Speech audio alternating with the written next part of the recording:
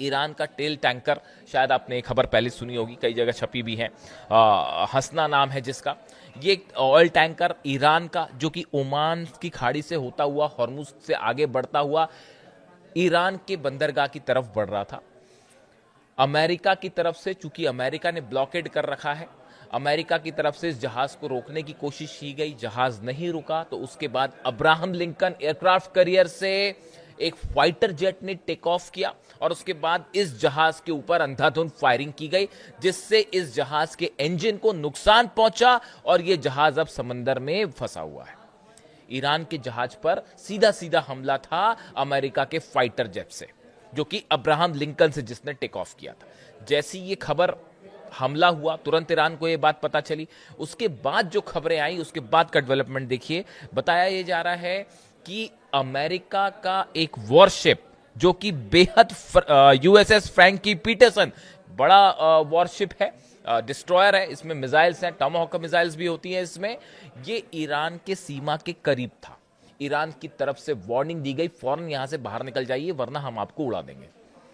और बताया ही जाता है कि ईरान ने जब वार्निंग दी तो पहले पीटरसन वहां से हटने को तैयार नहीं था, वो वहीं पर अड़ा रहा। उसके बाद एक बार फिर ईरान की तरफ से वार्निंग शॉट्स फायर किए गए, मिसाइल्स फायर की गई, जो कि इस जहाज के बेहद करीब गिरी। उसके बाद ये जहाज वहां से पीछे हुआ।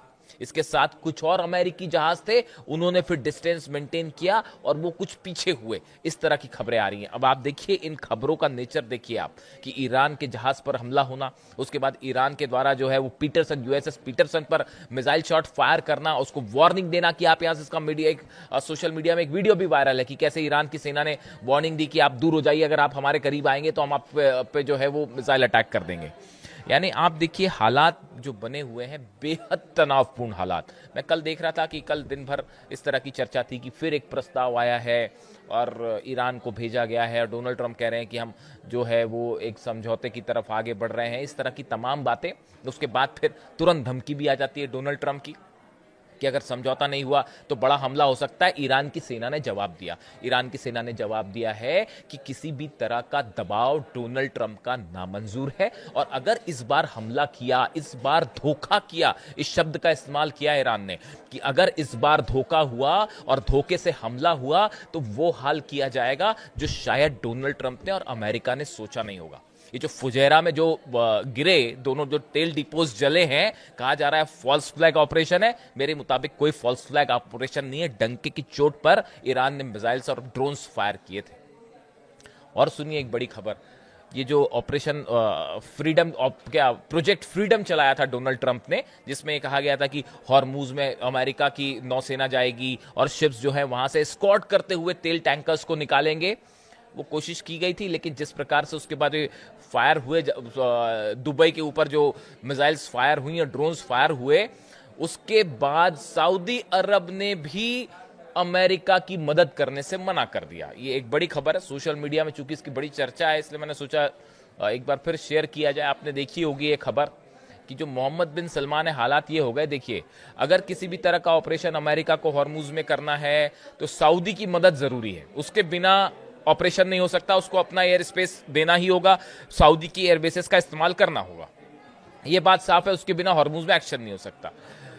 अमेरिका ने बिना किसी देश से पूछे सीधा इस बात का डोनाल्ड ट्रंप ने अनाउंसमेंट कर दिया कि हम ऑपरेशन फ्रीडम जो है वो प्रोजेक्ट फ्रीडम शुरू करने जा रहे हैं और हमारे जहाज जो हॉर्मुज में जाएंगे और वहां से जहाजों को निकालेंगे, टैंकर्स को।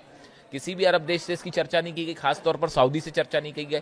सऊदी ने मना कर दिया कि साहब हम अपना एयर स्पेस और अपने बेस इस्तेमाल नहीं करने देंगे।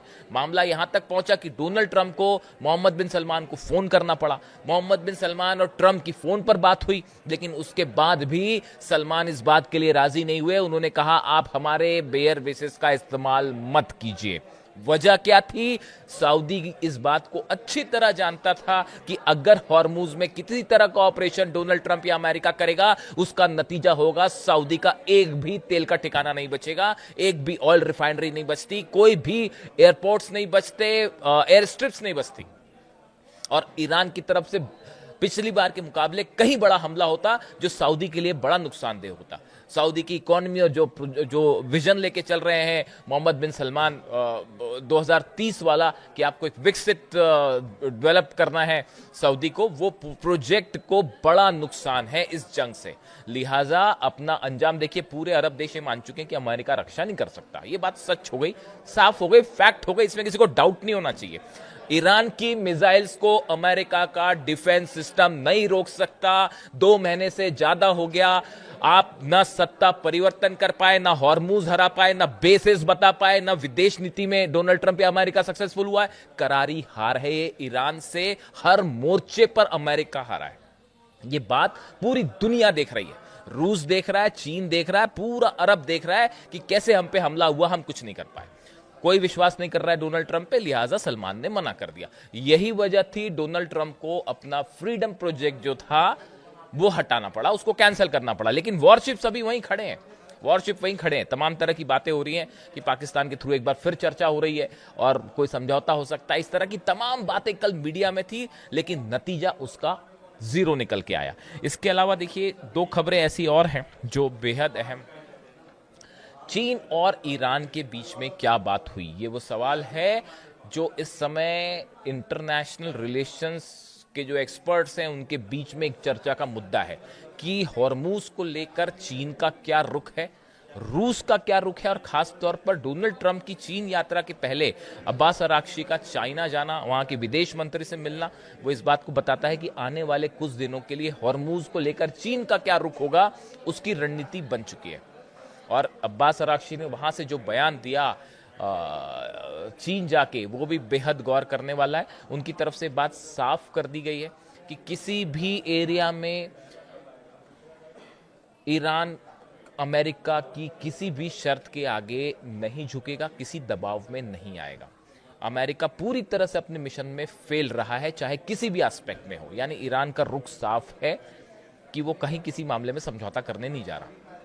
ऐसी सूरत में डोनाल्ड ट्रंप चीन जाते हैं, क्या बात होती है? क्या सिर्फ इस विजिट के लिए ये सब कुछ रोका गया, या कांग्रेस की परमिशन के लिए? कई सारे मुद्दे थे जिनके लिए रोका गया, लेकिन ये बात साफ है एक बड़ी जंग की तैयारी है इजराइल में यूएई की तरफ से। और जैसे ही हो सकता है कि डोनाल्ड ट्रंप का, इस तरह की जानकारियां हैं कि डोनाल्ड ट्रंप का विजिट खत्म हो जाए चाइना वाला, उसके बाद फिर हमला कर सकता है अमेरिका। लेकिन देखिए इस बीच एक और हैरान करने वाली खबर ये थी जो आपने देखी होगी कि यूएई ने दिखाई दिया है चाइना का डिफेंस सिस्टम गुआनजियांग 21A। ये एंटी ड्रोन सिस्टम है।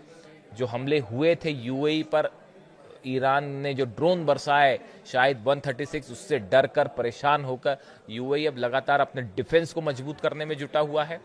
और हैरान करने वाली बात यह है कि चाइना के कुछ डिफेंस सिस्टम वहां पर दिखाई दिए हैं।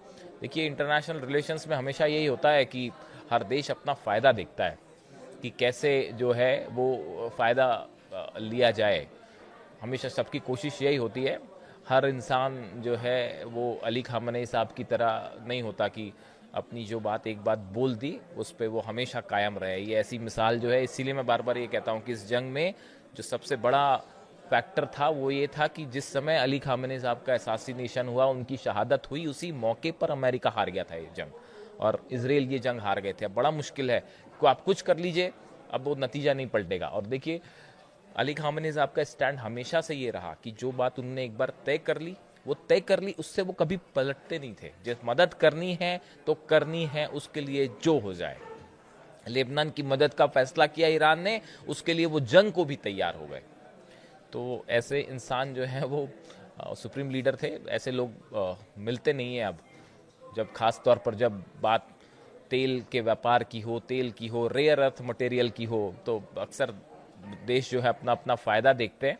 लेकिन ऐसे लोग कम होते हैं जो अपनी ईमान के सच्चे और ज़ुबान के पक्के। इसीलिए मैंने एक बार ये कहा था। अब देखिए हालात ये हैं, बड़ी जंग की तैयारी हो रही है जो किसी भी वक्त छिड़ सकती है। शायद डोनाल्ड ट्रंप का चीन की यात्रा का इंतजार है, कुछ डील्स वहां करने का इंतजार है, लेकिन ये बात तय मानी जा रही है जो हथियार आ रहे हैं तेजी से, ईरान को घेरा जा रहा है बड़े स्तर पर एक बार फिर।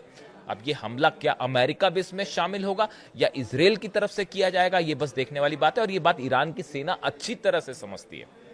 ईरान के बड़े लीडर्स पर एक बार फिर असासिनेशन अटेम्प्ट की कोशिश हो सकती है, खास तौर पर ईरान की सेना के प्रमुख अहमद वाहिदी साहब। मैं पहली बार ये बात कह रहा हूं, एक बार फिर इस तरह की खबरें आई हैं कि ईरान के कुछ टॉप लीडर्स को असासिनेट किया जा सकता है, और उसमें सबसे पहले लिस्ट में जो नाम है अहमद वाहिदी साहब का है, क्योंकि अमेरिका इस बात को समझता है कि जब तक ईरान की सेना, लेकिन उससे क्या फर्क पड़ेगा, आप एक लीडर को अगर आप शहीद होगा, दूसरा लीडर आ जाएगा उसकी जगह। यही तो पिछले 2 महीने का जो है इतिहास यही कह रहा है।